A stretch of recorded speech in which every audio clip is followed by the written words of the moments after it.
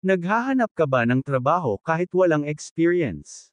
Kung ikaw ay gustong maging pintor kahit walang experience, itong video na ito ay para sa iyo at panoorin mo hanggang dulo dahil may alam ako para makapasok ka sa isang kumpanya na kung saan isa rin ako sa kawani ng kumpanya kaya gusto ko rin makatulong.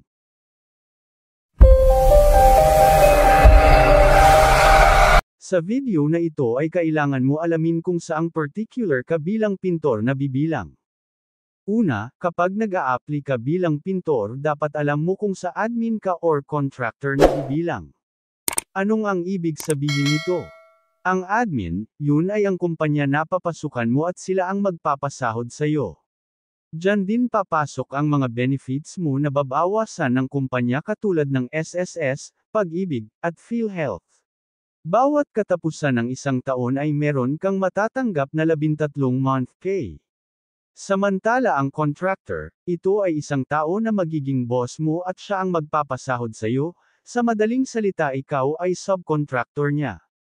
Ang pinagkaiba dito ay wala siyang benefits pero mas malaki ang dagdag pasahod ng isang contractor. Pangalawa, ay ang mga requirements mo na dapat ipasa sa kumpanya bilang isang pintor, narito ang mga sumusunod.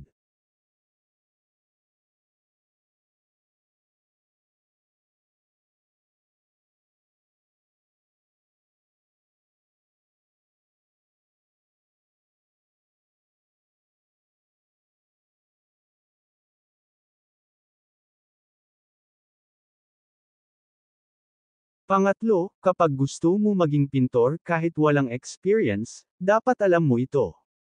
Una, dapat willing ka sumampa ng electric gondola at manual gondola, pero huwag ka mag-alala dahil bawat kumpanya ay laging meron yan full body harness para ikaw ay safety, kasi hindi ka papaakyatin ng isang safety officer kapag ikaw ay walang safety full body harness para sa kaligtasan mo. Pero nakadepende pa rin sa isang kumpanya kung anong klase ang mga equipments na ginagamit.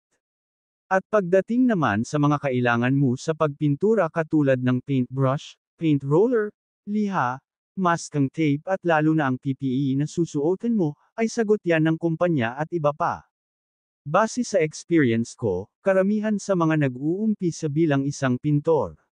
Kapag ikaw ay tumatagal sa trabaho o maganda ang pinapakita mo, meron mga pintor na nagiging isang leadman at nagiging isang foreman, sa madaling salita taas din ang sahod mo.